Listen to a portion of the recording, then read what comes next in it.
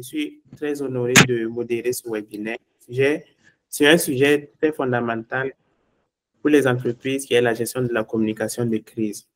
Tout d'abord, je tiens à vous remercier pour votre présence et votre intérêt pour ce thème. La communication de crise est essentielle car elle permet de réagir rapidement et efficacement face à des situations imprévues pouvant menacer la réputation et la stabilité d'une organisation.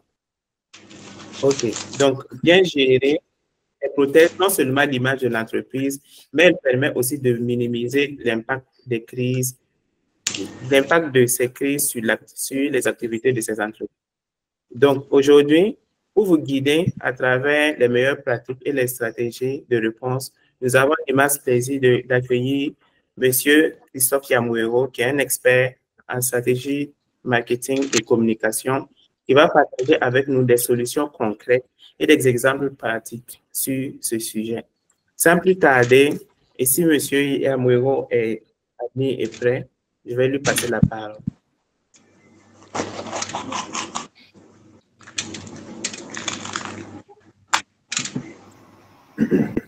Bonsoir, monsieur Ouedraogo. J'espère que les uns et les autres m'entendent. J'espère que tout le monde m'entend. Oui, oui, monsieur Amouero, on vous entend bien. Oui, oui. Ok, super.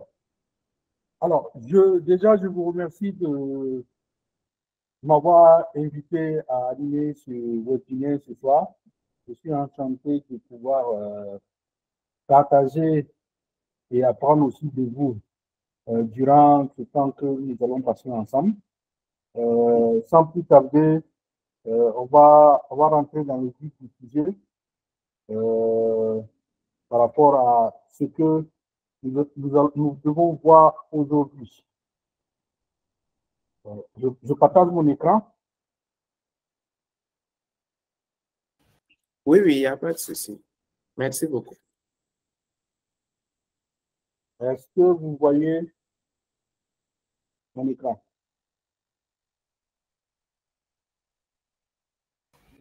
Non, non, pour le moment, je ne vois rien.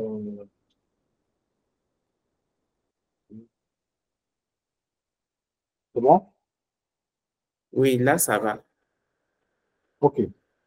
D'accord. Donc, si on voit la même chose, on va pouvoir, je vais voir si je peux passer. Parce que là, vous voyez cela grand. C'est bon? Oui, oui, c'est affiché en grand, oui. Oui, oui. OK, super. Donc, le thème de ce soir porte sur la gestion de la communication de crise en entreprise. Donc, comment les entreprises doivent se préparer pour pouvoir justement faire face à ces situations qui peuvent arriver et qui sont souvent difficiles à gérer. Mais avant, je vais vous faire une petite présentation de qui je suis. Je suis à l'état civil Yamouero Bénédé Christophe Mesmer. Je suis marié, père de 2 enfants. Je suis directeur général de Impulsion Agence Conseil. Donc, aujourd'hui, je compte 16 ans d'expérience, dont 13 ans en tant que consultant principal en stratégie, marketing et communication de l'agence Impulsion. Alors, qui est Impulsion? Impulsion, c'est une agence qui a 14 ans cette année, reconnue par le Conseil supérieur de la communication. Nous avons une équipe jeune, d'une moyenne d'âge de 35 ans. Nous sommes, comment ça s'appelle, familiers des outils modernes et des tendances modernes qui permettent aux entreprises de se démarquer. Et bien sûr, notre culture est basée sur l'excellence. Donc, nous essayons de répondre de la manière la plus aboutie possible aux demandes de nos clients en respectant bien sûr les délais et les budgets qui nous sont consacrés. Nos domaines de compétences sont le conseil, les études et la stratégie, la création graphique, la production audiovisuelle, l'événementiel, le digital, les relations publiques et les activations directes. Et bien sûr, nous faisons énormément de formations dans les domaines du marketing, de la communication et du digital et de l'expérience client. Voici ainsi brièvement présenté qui je suis et l'agence que je dirige. Alors, qu'est-ce que nous allons voir durant quels sont les objectifs de... Elles se répartissent en 5 points. Le premier point, c'est de permettre de comprendre ce que c'est qu'une crise et les impacts essentiels pour l'entreprise, apprendre à communiquer efficacement en temps de crise et acquérir les compétences à préparer et gérer une crise de manière proactive et connaître les étapes, les différentes étapes clés pour répondre de manière immédiate à une crise et explorer les stratégies de gestion à long terme.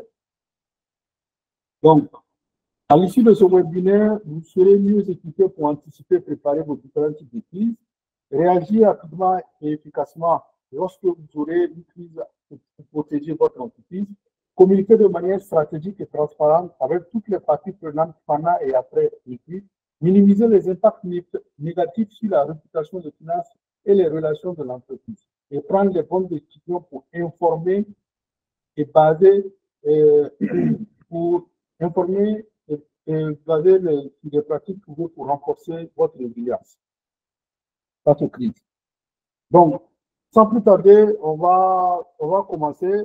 Je tiens à rappeler que je vais par moment demander aux participants de réagir. Je vais poser des questions et je vais vous inviter à donner vos réponses à certains moments de la présentation, avant même la partie questions-réponses, parce que ici, il ne s'agit pas de venir juste, comment ça s'appelle, faire une récitation et puis partir. C'est un webinaire qui va être participatif. Donc, je compte sur vous pour que nous puissions passer un bon moment. Alors, qu'est-ce que c'est qu'une crise? Ben, je vous laisse la parole, que chacun me dise son entendement par ce que c'est qu'une crise. On se donne 2 minutes, la parole est libre à qui veut la prendre. Alors, vous êtes là? D'abord, c'était pour remercier le cabinet pour avoir organisé cette formation. Également, merci au formateur qui a accepté de nous partager son expérience sur la question. Et je suis Soma Sendou, je suis dans un cabinet d'études dans le domaine de la finance inclusive. Par crise, je dirais que c'est une situation où des points de vue divergent et qui conduit généralement à, pour ne pas dire une paralysie de l'activité dans une structure. D'accord, merci, monsieur Sendou. Qui d'autre veut s'aider? Il y a monsieur Bassirou Konkongo qui a levé. Bon, excusez, si je n'ai pas bien compris la question. Je ne sais pas si, en tout cas, vous pouvez la question, c'est la question, c'est celle que vous voyez sur l'écran. Qu'est-ce qu'une crise? Sur l'écran, je demande. Oui. Je fais un partage d'écran. Exactement. Ok. Est-ce que vous voyez mon écran maintenant? Non, pas du tout. Bon, la question, c'est qu'est-ce que c'est une crise? Ok, je vois maintenant. Ok. Bon, en tout cas, pour moi, une crise dans le cadre d'une entreprise, c'est lorsque à l'intérieur, l'entreprise n'arrive pas à fonctionner correctement comme il se doit. Voilà, et ça peut naître, bien sûr, à l'intérieur, même sur entre les personnels, une crise communicationnelle, et ça peut être aussi externe. D'accord. Oui, monsieur. Allô, c'est bon? Ok, merci. Là, je pense que c'est mieux. Alors, une crise, c'est un événement soudain qui survient de manière inattendue et qui menace l'intégrité de votre entreprise. Elle peut venir de problèmes internes comme elle peut venir de facteurs externes. Ce qu'il faut comprendre ici, lorsque il y a une crise, c'est que chaque crise est unique. Les crises ne sont pas les mêmes. Donc, il ne faut pas vouloir répondre à une crise comme vous avez répondu à une autre crise. Certes, la démarche peut être la même, mais dans l'exécution, il y a des paramètres à tenir compte. Sinon, cela risque de causer des dommages très difficiles à réparer sur la vie de l'entreprise. Alors, Ce qui est important, il est crucial de comprendre certains points. Lorsqu'une situation de crise survient dans une entreprise, il y a 3 points à surveiller. Le premier point est la réputation. Si vous gérez mal la crise, cela va affecter la réputation de l'entreprise et il peut amener à une perte de confiance immédiate de vos clients, vos partenaires, ainsi de suite. Donc, vous perdrez des efforts fournis pendant des années pour bâtir une crédibilité en quelques heures. Et après, il vous sera difficile, vous allez devoir dépenser énormément d'argent pour reconstruire cette notoriété-là et cette réputation. Deuxièmement, c'est les finances. Pensez toujours au coût que la crise peut engendrer. Donc, ça peut vous amener à faire des méventes. Si la crise implique que vous devez prendre des avocats, donc vous allez devoir payer des frais judiciaires, votre entreprise même, en termes de valeur, va baisser. Donc, une crise a un impact financier sur une entreprise. Donc, il faut toujours garder ça à l'esprit. Le troisième point de vigilance, c'est la relation avec les parties prenantes. Donc, lorsqu'une crise survient, il faut mettre en place une communication adaptée pour prenant en compte toutes les parties prenantes pour justement pouvoir avoir le contrôle de ce qui sera dit sur le problème et sur la réputation de l'entreprise.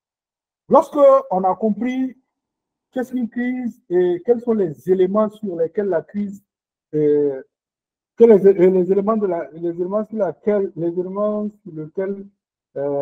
la crise peut nous nuire, nous allons aborder maintenant les questions qui concernent les préalables à la communication de crise. Quand on parle de communication de crise, c'est quoi? En termes simples, c'est savoir parler aux gens. Et cela ne s'improvise pas. C'est des choses qui sont préparées à l'avance. Le défi que nous avons généralement dans notre environnement local, c'est que quand une chose ne s'est pas produite, on n'a pas le réflexe d'anticiper. On attend toujours on réagit toujours à chaud quand le problème est là. Or, dans la stratégie pour agir en temps de crise, il faut toujours préparer la crise. Il faut toujours mettre en place des protocoles qui permettent de pouvoir communiquer en temps de crise. Je prends un exemple. Au Burkina, on a souvent tendance que lorsqu'il y a une crise, c'est le DG qui doit sortir parler. Je prends un exemple. Il y a quelques mois, nous avons eu des vagues de délestage, là où avant la période de délestage, on nous assurait que nous allions avoir de l'électricité en quantité et que nous n'allons pas connaître de délestage. Malheureusement, quand les délestages ont commencé, c'est le DG qui est parti à la télévision nationale pour parler. Or, la situation qui prévalait, le DG n'était pas la bonne personne pour parler de la situation parce qu'il y a des éléments techniques qui lui échappaient. Donc, malheureusement, la SONABEL ne disposant pas de canevas pour communiquer avec les populations lorsqu'il y a ce genre de défi, ben, le DG a plutôt mis de l'huile sur le feu dans ce qu'il est parti dire pour rassurer les populations. Et ça a créé, comment ça s'appelle, tout un tollé après sur les réseaux sociaux. Donc, ça, c'est un exemple concret de mauvaise communication en temps de crise. Mais avant, quand on parle de crise, il y a une distinction qu'il faut faire entre crise et urgence. Parce que souvent, on mélange les deux. La crise, c'est quelque chose qui va avoir des répercussions importantes sur votre entreprise. L'urgence, c'est une situation anormale. une crise est plus un événement perturbateur et qui porte atteinte aux valeurs et à l'intégrité de l'organisation. Donc, il faut comprendre la nuance entre les deux. Ici, par exemple, vous êtes n'importe quelle entreprise et vous avez, par exemple, tout à l'heure, il y a un monsieur monsieur Sendou qui disait qu'il est dans un cabinet de décision financière. Vous vous retrouvez sur une mission avec une indisponibilité d'un expert qui était prévu par rapport à une mission. Là, vous avez une urgence parce que vous devez rapidement trouver, comment ça s'appelle, un remplaçant pour pouvoir assurer la mission. Mais si dans une autre mesure, il se trouve qu'il y a une rumeur qui circule sur votre cabinet comme étant un cabinet pas sérieux pratiquant des méthodes douteuses, là, vous êtes en situation de crise. Parce que c'est quelque chose qui peut porter atteinte à la survie même de votre cabinet, puisque là, on remet en cause votre intégrité et votre raison d'être. Et c'est cette nuance qu'il faut apprendre à gérer. Cependant, une urgence mal gérée, selon le contexte, peut devenir une crise. Donc, il est important de traiter toutes les urgences pour éviter que cela ne se gangrène pour devenir une crise. Alors, il y a 3 niveaux d'alerte à avoir dans votre système pour pouvoir justement anticiper les crises. Le premier niveau, qu'on appelle crise avortée. Même si la crise n'a pas lieu, il faut communiquer auprès du personnel et des clients pour éviter que les rumeurs ne circulent. Par exemple, je vais garder cet exemple lorsqu'on va arriver sur les études de cas, on pourra discuter sur des situations de ce genre qui se sont passées au Burkina. Le deuxième niveau de risque, c'est l'impact potentiel. Si vous avez une situation qui s'est passée, il faut communiquer rapidement et que d'autres personnes parlent à votre place et que cela ait un impact sur votre entreprise. Et le troisième niveau, c'est l'incidence, incident grave avec impact avéré. Ça veut dire que vous avez une situation qui s'est passée, qui est grave et qui porte atteinte à l'intégrité. Ce sont les 3 niveaux d'alerte dont il faut tenir compte. Donc, il faut savoir, lorsque vous êtes dans une situation donnée, à quel niveau vous êtes. Et pour chaque niveau, vous devez avoir une méthodologie de communication. Vous devez avoir un plan de travail par rapport à tout ce qui concerne la communication. Alors, pour faire face à une crise, je le disais plus tôt, il faut se préparer. Comme on dit souvent, c'est en temps de paix qu'on prépare la guerre. Il ne faut pas attendre que l'entreprise se retrouve dans une crise pour chercher à préparer la crise. Il faut se préparer bien avant. Donc, pour cela, il y a un certain nombre de choses qu'il faut faire. Premièrement, comme je l'ai dit tout à l'heure avec l'exemple de la Sonabel, le DG est parti parler pendant que ce n'était pas au DG de prendre la parole. Donc, il faut identifier dans la société qui prend la parole en temps de crise. Tout le monde ne peut pas parler en temps de crise. Il faut quelqu'un qui va porter la parole. Il faut déjà anticiper, préparer des canevas, ça veut dire des pré-communiqués en cas de. Ce qui permet en fait à l'entreprise d'avoir une certaine réactivité et de ne pas subir, en fait, comment ça s'appelle, la situation. Donc, vous devez déjà avoir en votre sein une équipe de crise disponible que vous avez déjà formée. Donc, dès qu'une situation advient nette, l'équipe se met en branle. Ça veut dire que c'est automatique, c'est systématique. Mais c'est quelque chose qui se prépare. Par exemple, je vais ramener cette situation au niveau de l'aéroport de Ouaga. Il y a une année, je ne sais plus c'est quel avion, il y a un des avions qui a atterri dont le moteur a pris feu et qui a nécessité en fait l'intervention des sapeurs-pompiers pour réduire le feu et pour éteindre le feu, etc. Mais pour que les pompiers puissent réagir et autres, pour qu'on puisse sécuriser tous les autres appareils qui sont sur le tarmac, il y a un plan de crise qui est mis en place. Et les gens sont formés. Et c'est pour ça souvent même qu'on fait, par exemple, lorsque vous êtes dans certains bâtiments, il y a des moments où on sonne l'alarme anti-incendie pour que les gens s'habituent à suivre les consignes de sécurité lorsqu'il y a un incendie dans le bâtiment. C'est à ça que c'est ces entraînements. Donc, c'est pareil pour la communication de crise.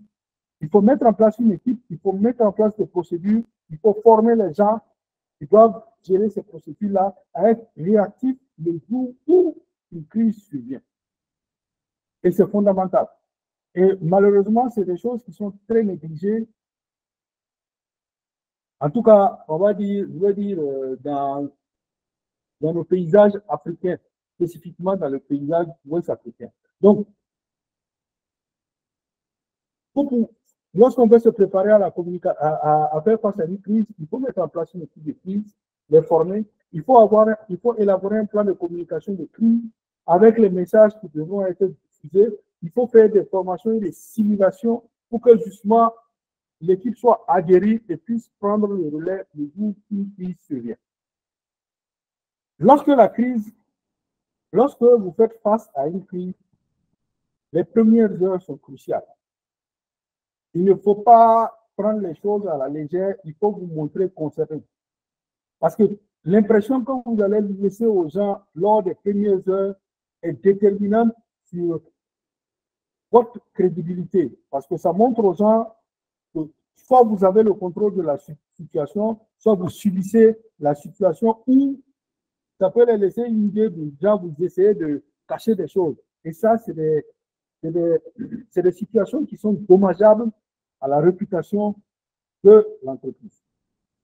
Alors, dès qu'une crise arrive, il faut rapidement collecter les informations factuelles qui sont dues à la crise et pour comprendre afin de pouvoir préparer la réponse qui va avec.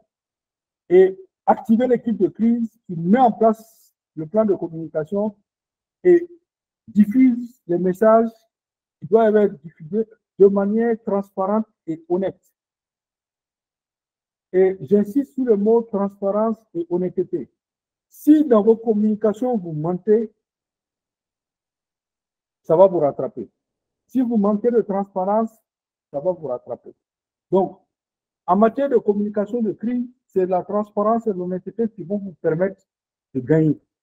Parce que vous voyez souvent, vous vous retrouvez même dans comment ça s'appelle? Dans nos vies personnelles. Quand vous cherchez à cacher quelque chose, c'est cette chose que vous voulez cacher là qu'on va utiliser contre vous. Mais quand la chose on voulait utiliser contre vous, c'est toi-même qui la mets sur la table, ça n'a plus de force comme si quelqu'un d'autre la faisait sortir. Donc, c'est pour cela que la transparence et l'honnêteté sont les maîtres mots en matière de communication de crise. Donc, il faut être de la transparence, il faut agir avec célérité, rapidité, et il faut être cohérent. Ce que vous dites là, on doit sentir que, voilà, il y a un fil conducteur, vous n'êtes pas en train d'essayer de vous racontez pas n'importe quoi, on va dire. D'accord? Et ça permet de ne pas laisser pourrir les rumeurs, de ne pas laisser les autres parler à votre place. Ça, c'est important. Alors, lorsque la crise arrive, vous avez géré la crise et que la crise est passée. Elle doit servir d'étude de cas pour préparer d'autres éventuelles crises. Donc, vous devez tirer les leçons de ce qui s'est passé. Évaluer ce qui a été mis en œuvre et l'efficacité que vous avez pu en tirer. Est-ce que ce qu'on a fait a été efficace? Est-ce que ça nous a permis de prendre le contrôle de la situation pour mener les gens, amener les gens à voir les choses selon notre point de vue?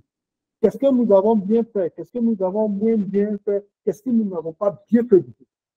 Toutes ces trois questions-là, la réponse à ces trois questions va vous donner les enseignements nécessaires pour améliorer vos processus et mettre en place les nouveaux protocoles pour anticiper les prochaines crises qui vont venir. Donc, tous ces éléments, on va pouvoir en discuter lorsque nous allons arriver sur la partie étude de cas. J'ai réservé 2 cas dont on va discuter en fin de la présentation. Alors, donc, lorsque la crise est passée, les premières heures sont passées, il est temps de passer à la gestion à long terme. Il faut surveiller constamment la situation, les réactions des parties prenantes. Ce n'est pas parce que vous avez désamorcé la crise et que la crise est finie que ça veut dire que c'est fini. Aujourd'hui, avec le phénomène des réseaux sociaux, rien n'est jamais fini. Vous allez avoir des gens qui n'étaient pas là, qui vont apprendre le problème après et qui vont venir derrière pour relayer et relancer encore la crise. Et si vous ne suivez pas ça, les gens vont croire qu'il s'agit d'une nouvelle affaire et puis ils vont commencer à relayer et c'est reparti pour un tour. Donc, il faut constamment suivre la situation et les réactions et continuer à travailler pour prévenir d'éventuelles crises, une autre crise qui pourrait arriver. Donc, je parlais tantôt d'adapter la stratégie de communication au fur et à mesure que la crise évolue et ne pas avoir peur. Continuer à gérer activement les relations avec les médias et les parties prenantes. Donc, ça, ce sont des choses que vous devez intégrer. Et c'est ça qui va permettre à l'entreprise de sortir, grandir et plus fort à l'issue de la crise. Voilà. Donc, nous arrivons à la partie que j'attendais, c'est la partie étude des cas, parce que tout ce qui est en haut, c'était vraiment de la théorie. Nous allons ici discuter de 2 cas. La parole est ouverte. On pourra prendre la parole de manière à tour de rôle. Connaissez-vous ces 2 entreprises-là ou bien connaissez-vous ces 2 produits? Oui, nous sommes là. Oui, voilà. Nous sommes là. Est-ce que tout le monde connaît ces deux sociétés? Oui, moi je connais Coris Bank. Mais l'autre société, je ne la connais pas. Les biscuits Lausanne. Non, c'est Coris Bank seulement que je connais là. Qui connaît, oui, je connais. Oui? Oui, les biscuits Lausanne, là, c'est des biscuits qui sont vraiment très sucrés, qui ont un goût de lait, mais qui ont explosé. Je pense que c'est fait 2014-2015 comme ça, si je ne me trompe pas. Maintenant, mais tu connais le produit. Tu connais le produit. Oui, oui. J'en ai même déjà mangé. Maintenant, à un moment donné, il y a des gens qui disaient que, OK, après le succès de Lausanne, oui, je dis après le succès de Lausanne, ça a commencé à discuter dans les quartiers que le biscuit Lausanne a causé la mort de plusieurs personnes après les avoir consommés. Je pense que j'ai entendu des rumeurs et j'en ai même arrêté de consommer à ce moment-là. Je ne sais pas si c'était... Exactement. C'est pour ça que j'ai mis ces 2 entreprises-là, parce que pour ceux qui suivent, qui sont beaucoup sur les réseaux sociaux, ont dû entendre parler de la crise que les biscuits Lausanne ont eu, et aussi, Coris Bank aussi a eu une crise l'année dernière. Donc, c'est pour ça que j'ai pris ces 2 cas pour qu'on puisse discuter et que vous puissiez voir. Par exemple, on va commencer par les biscuits Lausanne. Les biscuits Lausanne sont partis, la crise des biscuits Lausanne est partie d'une rumeur. Les biscuits Lausanne ne sont pas produits au Burkina. C'est un commerçant qui les fait venir et qui les distribue à travers les boutiques et autres en ville, à travers son réseau de distribution. La rumeur est partie des réseaux sociaux et je peux vous assurer que elle a été victime de son succès. Et les concurrents ont lancé cette rumeur-là pour nuire en fait à la marque. Malheureusement, la marque, n'ayant pas réagi tout de suite, a laissé la rumeur s'enfler. Parce qu'elle n'a pas réagi parce qu'elle n'avait pas de système de veille. Ça veut dire qu'elle n'avait pas de système qui permettait de capter les informations dès que ça sort immédiatement. Donc, elle ne savait pas qu'on était en train de parler d'elle. Et quand elle a su qu'on parlait d'elle, c'était déjà, en fait, son nom était déjà gâté. Donc, maintenant, quand la réaction du commerçant, c'était de sauver ce qu'il pouvait. On a commencé à faire des communiqués à tout va, on a commencé à faire, mais tu sentais que c'était désorganisé et désordonné. Et ça, c'est le cas typique de ce genre de situation. Or, si l'entreprise avait un système de veille qui permettait de surveiller tout ce qui se dit sur la marque, elle allait anticiper ce qui allait se passer. Dès qu'elle a entendu la rumeur, elle allait réagir. Parce qu'elle allait déjà, si elle était organisée, elle allait avoir un plan de communication de crise. Quand une situation comme ça arrive, voici ce qu'il faut faire. Et tout de suite, ça te permet de reprendre le contrôle. Et nonobstant ce fait, elle a passé le temps à se justifier. Mais elle n'a pas su mettre en place les bonnes actions pour assurer tout de suite les populations. Mais à force de communiquer, elle a quand même réussi à reprendre le dessus et à faire taire la rumeur. Et en ce moment-là, bon, les gens comme toi, tu disais tout à l'heure, tu avais arrêté de consommer. Beaucoup avaient arrêté de consommer. Mais après, bon, petit à petit, elle a recommencé, les gens ont recommencé à en consommer. Et très souvent, les produits de grande consommation de ce genre sont victimes de leur succès. Et vous allez voir quelqu'un qui va s'asseoir dans un grain et puis raconter des inepties. Et puis, ça va avoir un impact sur vous. Donc, voici une des raisons pour lesquelles avoir un plan de communication de crise pour faire face à toute situation est important. Le deuxième cas, il s'agit de Coris Bank International, où qui a eu un problème avec un de ses clients à Banfora. Il s'agit d'un fonctionnaire, je crois, qui avait son compte logé à Coris Bank et qui, malheureusement, était malade et était en incapacité de signer. Vu la situation, ses parents voulaient retirer de l'argent sur son compte, mais comme la loi dit qu'il faut que ça soit signé, malheureusement, la signature qu'il faisait n'était pas conforme. Donc, c'était difficile pour le banquier de pouvoir autoriser ça. Donc, malheureusement, cet individu est décédé.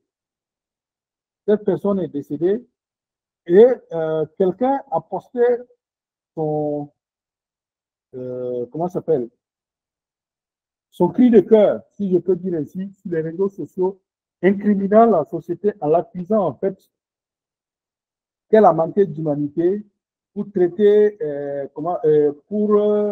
que cela a causé la mort de l'individu. Dans cette situation, qu'est-ce qu'il faut comprendre? Le gestionnaire n'est pas en tort, il a fait son travail parce qu'il y a des procédures pour décaisser de l'argent. Les procédures n'étaient pas respectées, n'étaient pas remplies, il ne pouvait pas autoriser la sortie de l'argent. Techniquement, le gestionnaire n'est pas en faute. Mais les émotions des gens ayant pris le dessus, les gens ne veulent plus voir ce qui devait être fait ou pas. On estime que la banque n'a pas fait son travail, la banque n'est en faute, c'est à cause de la banque. Et comme pour ajouter de l'huile sur le feu, le service juridique a fait un communiqué.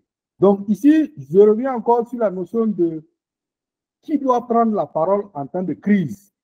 Le service juridique n'est pas le service qui doit prendre la parole en temps de crise. C'est le service de communication qui est habilité à ça. Mais là, le service juridique a fait un communiqué pour relater les faits et pour dire que la banque n'est pas en tort. Et ce communiqué a eu pour conséquence d'amplifier la crise.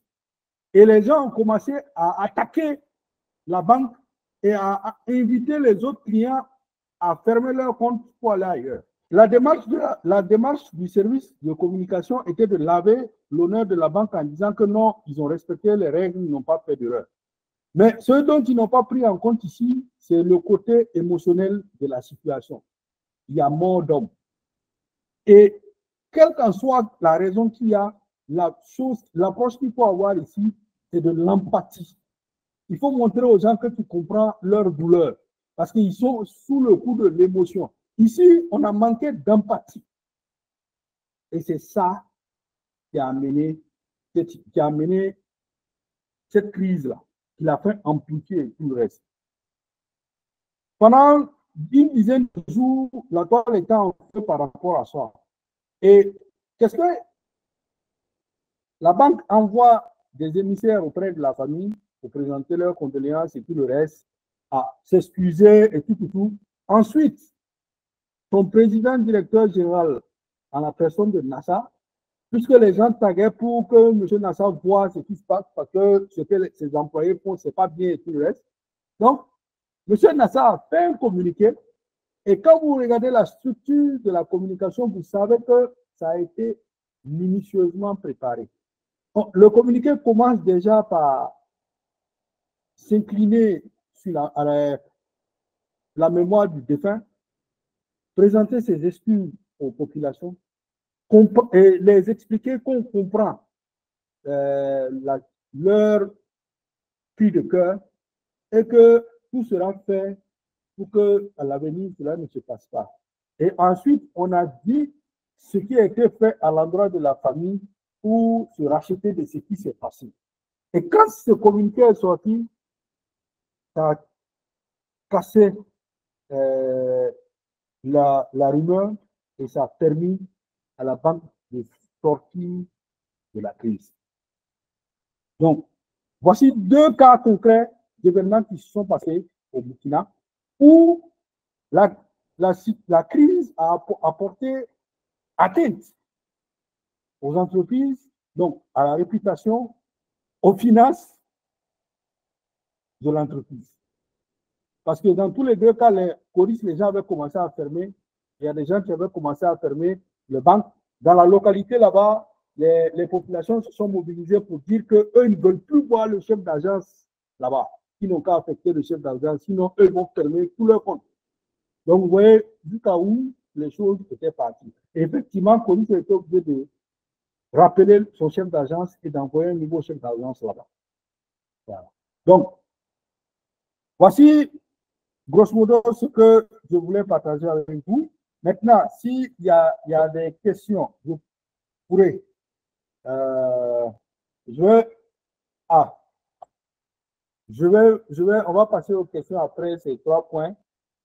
Il y a les 3 règles d'or de la communication que j'avais oublié. Donc, en premier lieu, il faut toujours être prêt à faire face à une crise.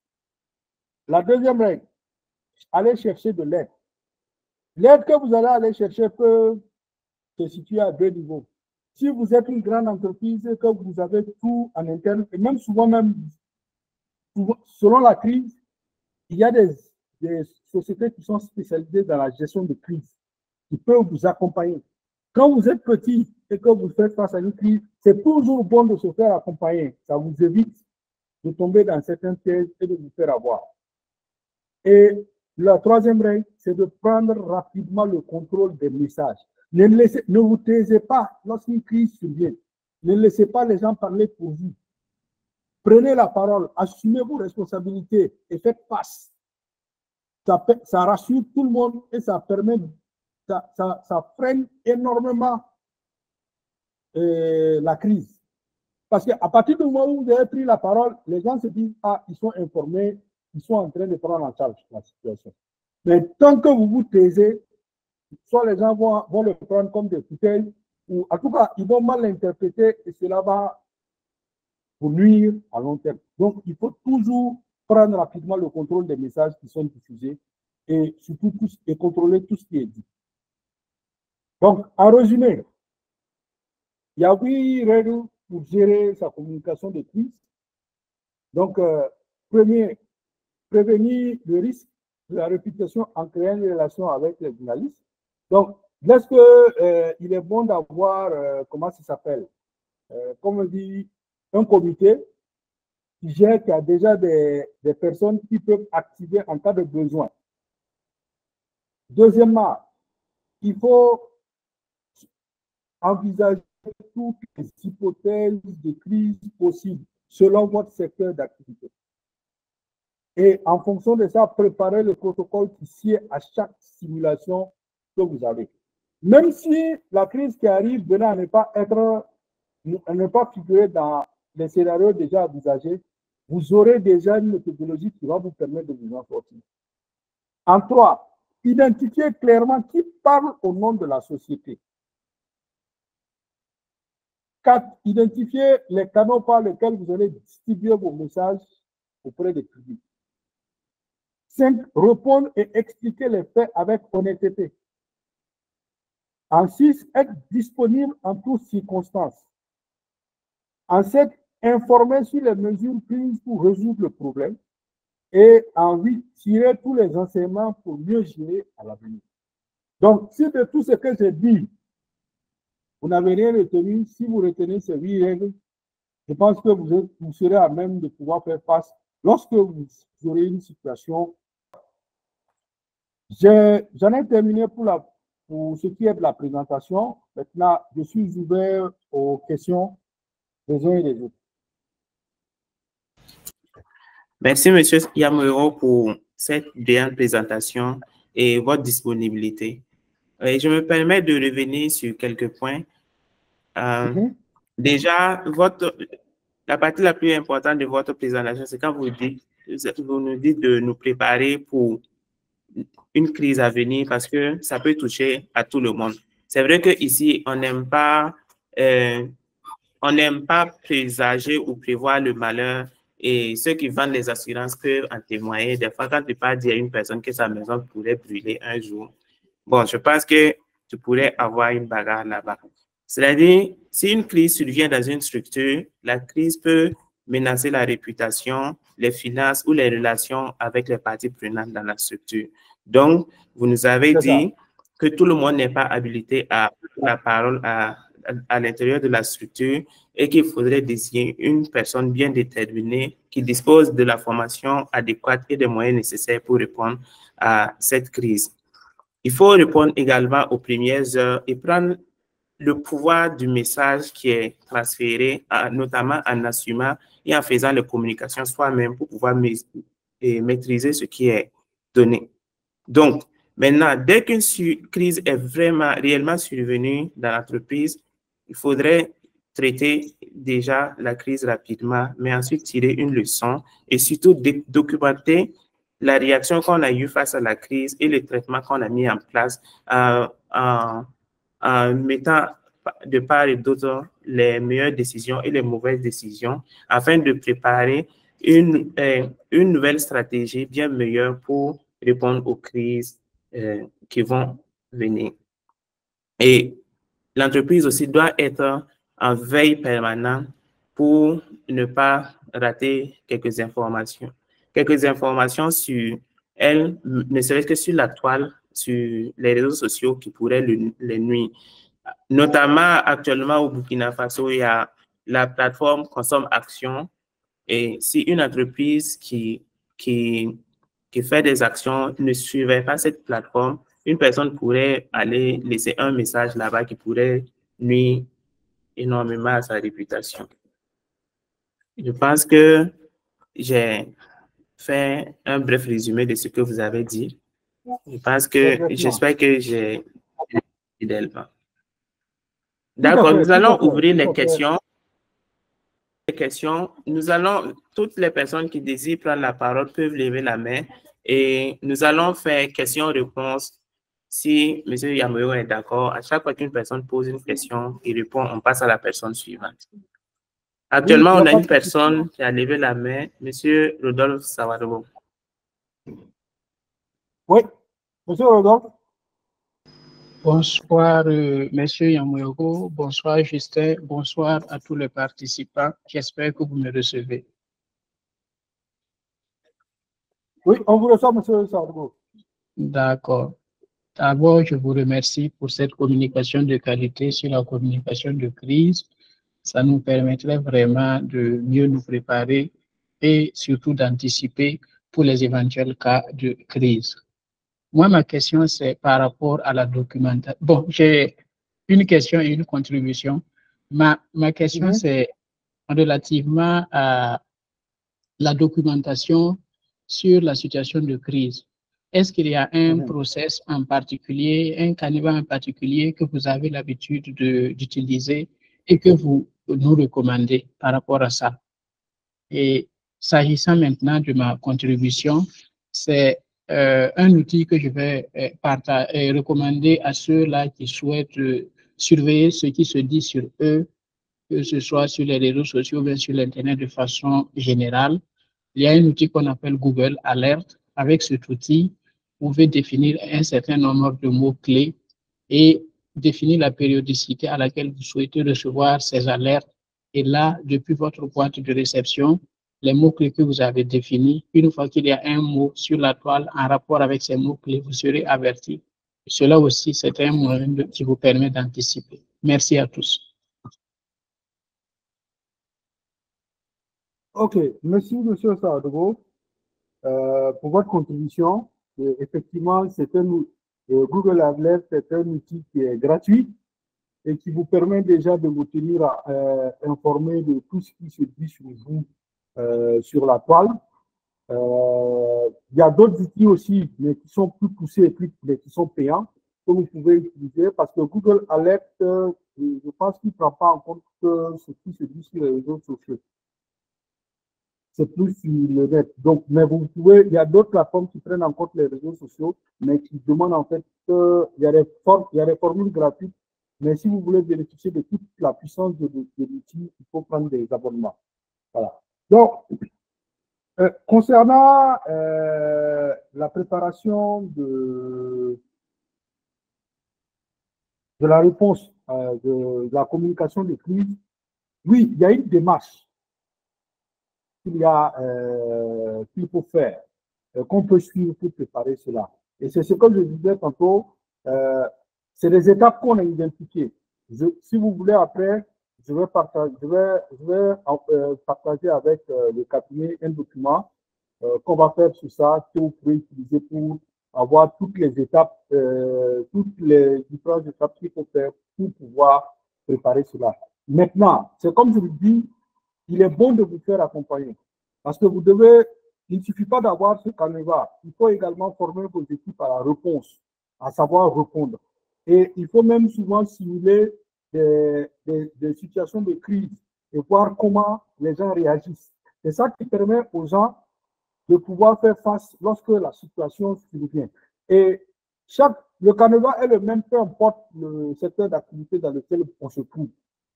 Voilà. Maintenant, les crises auxquelles vous faites face sont différentes et concomitantes à votre secteur d'activité. Donc, quelqu'un qui est dans les finances va avoir des défis liés à des finances, au secteur financier, quand bien même il y a des choses qui sont transversales parce que quand on parle d'événements qui touchent la réputation, toute entreprise a une réputation à défendre. Et je précise que en matière de crise, elle peut être interne ou externe. Vous voyez souvent, il y a 3 mois, si je ne me trompe pas, il y a eu une crise au niveau de la Société Générale. Je ne sais pas si certains sont au courant. Où les employés de la Société Générale du Burkina ont séquestré la direction dans leurs locaux. Alors, vous me recevez? Est-ce que vous avez entendu parler de cette histoire, là où les employés de la SGBB ont séquestré leur direction générale? Personnellement, non, je n'ai pas entendu parler de ça. Bon, ok. Pourtant, ça même. Moi non plus, je n'en ai pas. Bon, c'est vrai que nous, c'est notre domaine, c'est la communication, donc c'est des choses qui ne s'échappent pas. En fait, la SGBB est en train la Société Générale a vendu ses parts à Vista Bank. Et la direction générale et la Société Générale France a manqué de transparence dans la communication avec ses employés. Donc, en fait, ils ont fait dire en bas sans dire aux employés. Et les employés, il y a eu, les rumeurs ont fini par faire comprendre aux employés qu'il y a quelque chose qui est en train de se passer. Et à cause de cette situation, les employés ont demandé des explications à la direction générale à maintes reprises et ils sont restés silencieux sur la question. Donc, ils ont manqué de transparence et d'honnêteté. Donc, au finish, ça a fini par créer une situation où les employés ont arrêté de travailler, ont pris en otage les salaires des gens qu'on devait mettre en place et pris en otage la direction générale jusqu'à ce qu'ils obtiennent des réponses à leurs préoccupations. Et heureusement que ça a été vite circonscrit parce qu'après, derrière, on avait commencé à discuter ça dans la presse, mais rapidement, la situation était désamorcée, ce qui fait que beaucoup d'entre vous n'ont pas entendu parler de ça. Ça, par exemple, c'est des choses. Donc, vous voyez un peu, dans notre espace, ce qui est très compliqué, c'est la transparence et l'honnêteté. Nos dirigeants ont tendance à vouloir cacher les choses et ça porte plus préjudice que autre chose. Voilà. OK. Je vois qu'il y a M. Bassirou qui lève la main. M. Bonkougou. Oui, merci beaucoup, Christophe, pour la présentation. Une présentation très brillante qui permet en tout cas de comprendre l'essentiel de la thématique. Moi, je voudrais vous solliciter de revenir un peu sur concernant la différence entre une urgence. Voilà, concernant une urgence. Voilà, qu'une urgence peut conduire à. Monsieur Bonkongo, votre connexion crache, on n'arrive pas à vous entendre. Bon, mais j'ai compris l'essentiel. Je dis, vous pouvez revenir un peu sur la différence entre urgence. Voilà, urgence. OK. D'accord. Merci, M. Bonkougou. Alors, je disais tantôt qu'il faut savoir faire la différence effectivement entre une urgence et une crise. Une urgence est une situation qui arrive, qui a besoin de votre attention, mais qui ne porte pas atteinte à l'intégrité de votre entreprise. Ça veut dire que ça ne porte pas atteinte à votre réputation, ni à vos finances, ni rien. Et j'avais pris l'exemple en disant, par exemple, M. Sendou qui avait expliqué que lui, il est dans un cabinet qui fait de l'inclusion financière. Vous avez une mission à exécuter et il se trouve que l'expert qui doit aller sur cette mission se retrouve indisponible pour une raison X. Là, vous avez une urgence parce que la mission, elle est là. Donc, vous devez régler cette situation. Vous pouvez trouver quelqu'un en remplacement par rapport à ça. Vous avez une urgence, par exemple, quelqu'un qui est dans le transport. On vous dit que il y a un bus qui a quitté et qui est tombé en panne en cours de route. C'est une urgence parce qu'il faut dépanner comment ça s'appelle? Aller dépanner le cas et pouvoir rapidement transporter les passagers jusqu'à destination le plus rapidement possible. Ben, si par exemple, pour rester dans le cadre de la société de transport, la société néglige de gérer rapidement cette urgence du car qui est tombé en panne, ce qui va se passer, c'est que ça va devenir une crise. Parce que s'il se trouve que les gens ont la connexion et que la société les a laissés là-bas pendant 5 heures sans qu'ils ne puissent savoir qu'est-ce qui sera fait, ça va devenir une crise. Parce qu'il y a eu une urgence, il y a un problème qui est survenu, c'était une urgence, il fallait juste changer de car pour qu'on reparte. Mais la négligence de la société dans la réponse à donner à l'urgence est devenue une crise. Parce que les passagers vont commencer à se plaindre, ils vont aller sur les réseaux sociaux et tous ceux qui ont eu des insatisfactions avec la compagnie de transport vont se saisir de ça pour commencer à descendre en flèche la société et ça ouvre la porte à tout. Et dedans, le métier et la concurrence étant ce qu'elle est, les concurrents vont payer des personnes qui n'ont même pour qu'ils viennent surenchérir pour justement amplifier la situation et porter atteinte à votre réputation. Je ne sais pas si présenté de la sorte, M. Bonkougou, vous arrivez à voir la différence entre urgence et crise. Oui, je vous ai bien compris. Je vous ai bien compris. Voilà. L'urgence est quelque chose qui ne porte pas atteinte à la réputation ni aux finances de l'entreprise. Mais quand la crise, quant à elle, elle va porter atteinte à l'intégrité même de la société. Donc, ça veut dire que la crise peut ébranler la société. Parce que, par exemple, quand la société ne gère pas l'urgence qui était de remplacer le car pour que les passagers puissent arriver à temps, le mécontentement des passagers qui vont mettre sur les réseaux sociaux peut faire que les mois ou les semaines à venir, les gens ne prennent plus votre compagnie. Donc, tu vois, tout de suite, votre image a été touchée vous avez perdu de l'argent sur vos ventes. D'accord. J'espère que j'ai pu répondre correctement à ta question. Est-ce qu'il y a d'autres questions? Oui. Monsieur Bongoumou, on vous entend difficilement. Hein? Oui. Allô? Oui? Voilà, j'ai dit, on vous entend difficilement. Des conseils. Est-ce que vous pouvez poser la question? Oui, écrivez la question dans le chat. On va pouvoir lire ça plus facilement parce que là, on ne vous entend pas. Je vois qu'il y a M. Noureddin Kéré qui a laissé déjà une question dans le chat.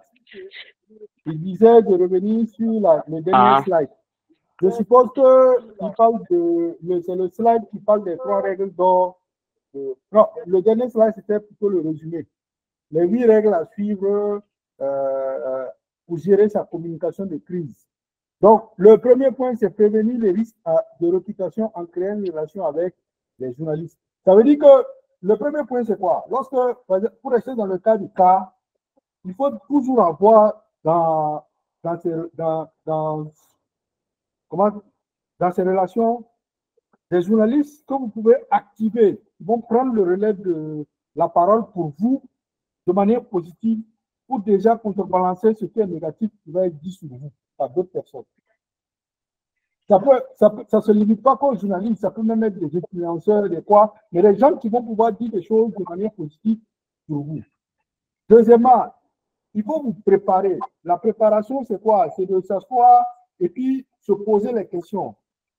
Quelles sont dans votre situation, dans votre activité, des situations qui peuvent être de crise, qu'elles soient internes ou externes? OK. Une fois qu'on a listé ces crises-là, c'est d'identifier en fait tous les facteurs qui vont causer des facteurs aggravants de chacune des crises. Et quelles sont les solutions qui peuvent être apportées. Et déterminer dans chaque cas de crise, quelle est la réponse que l'entreprise va donner vis-à-vis de ça, en tenant compte de tel paramètre, tel. En 3, comme je le dis, quand il y a une crise, ce n'est pas le DG qui est forcément la personne qui doit prendre la parole. Ça, c'est l'erreur que nous faisons au Burkina. Lorsqu'on dit non, il faut que ce soit le DG, oui, il faut que le ministre sorte parler. Non, ce n'est pas lui qui est. Il n'est pas oui, il est le premier responsable, mais il n'est pas la personne qui sied à prendre la parole. Maintenant, il y a des cas de figure où, effectivement, il doit prendre la parole. Mais en fait, quand il prend la parole, il doit sortir en dernier ressort. Et en général, quand lui prend la parole, c'est pour clore définitivement le débat. Donc, le 4e point, c'est de trouver quels sont les aspects et quels sont les canaux par lesquels le message va être distribué. Est-ce que si vous allez passer à la télé, vous allez faire des communiqués dans les journaux, dans les radios, vous allez utiliser les réseaux sociaux. Il faut utiliser tous les supports que vous allez utiliser. Que tout ça, et si vous décidez d'aller à la télé, vous voulez passer au journal pour expliquer le problème de 500 000. Donc, si vous n'avez pas 500 000 francs pour aller sortir à la télé, ça veut dire qu'il faut que vous trouviez d'autres moyens, mais il faut que votre message passe le plus largement possible.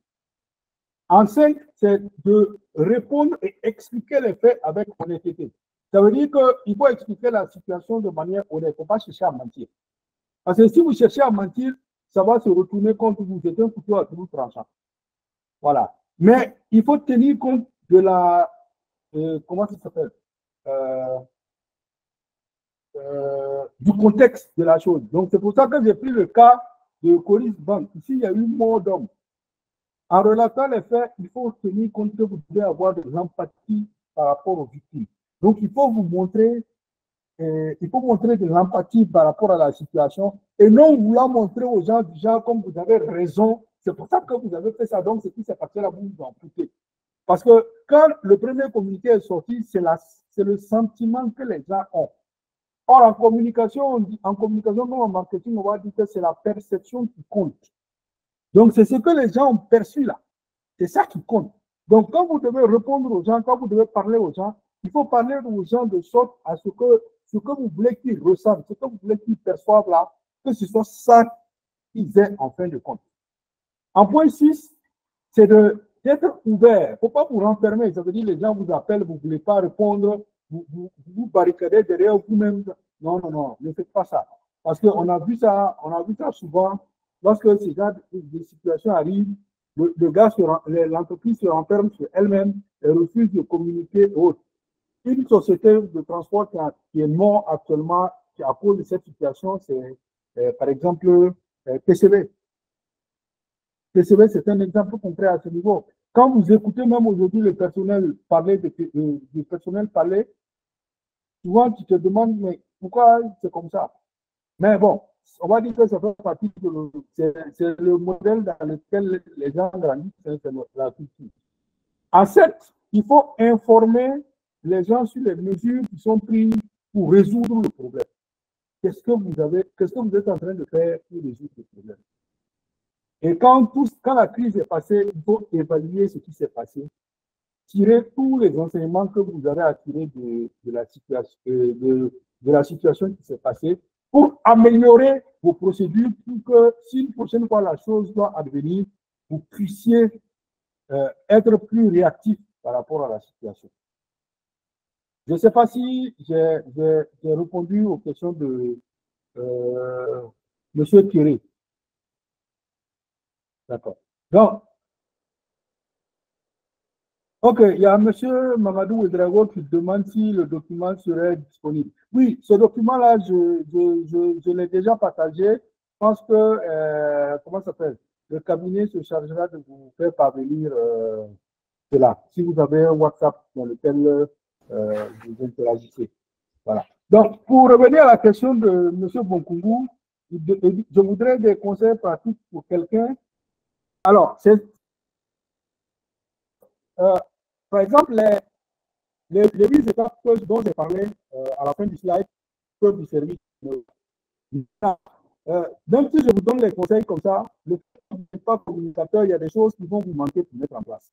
On pourrait vous accompagner si vous le souhaitez pour que vous puissiez mettre en place une procédure pour qu'en cas de crise, vous sachiez pouvoir répondre. Ça veut dire comment mettre en place votre veille, comment gérer les situations en cas de crise. Donc, ce qui demande à ce que vous identifiez dans votre secteur d'activité quelles sont les situations qui peuvent être considérées comme étant des crises.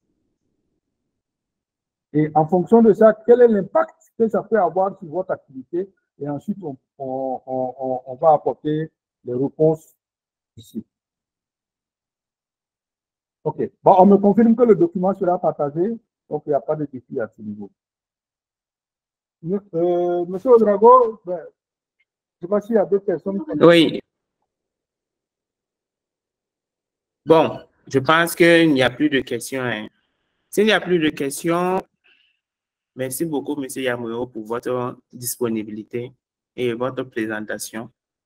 Et nous espérons que vous allez nous rejoindre encore pour une autre séance de formation sur un autre thème.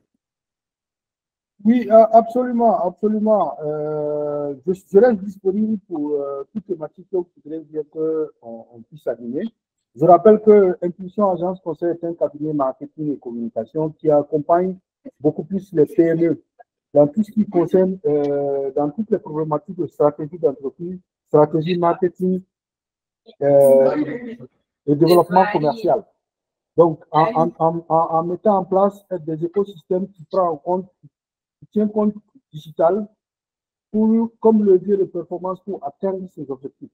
Donc, pour tous ceux qui ont besoin d'accompagnement à ce niveau, nous sommes disponibles pour partager avec vous ce que nous savons faire. Je vais mettre mon contact WhatsApp dans le chat. Donc, ceux peut-être qui voudront écrire pourront peut-être me laisser prendre le contact et puis me laisser m'écrire.